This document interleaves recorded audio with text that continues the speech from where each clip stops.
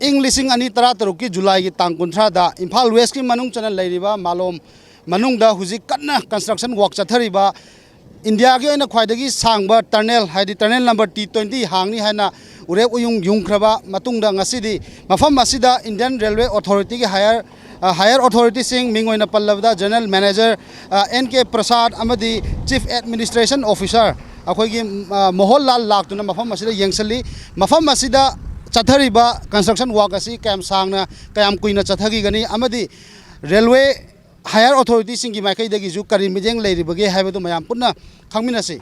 We have 13,000 crore for the entire project from Jiriwam to Imphal. Of course, our contractor is saying that he'll be able to do before that. We'll try to finish it before that. You will see the progress since all of you are here. You can see the progress. Law and order is now much better, much better, I would say. And therefore, I am confident. We want to develop the railway line. We believe, and I think now by now the people believe this is going to really benefit in terms of socio-economic development of the entire region and connectivity with other parts of India.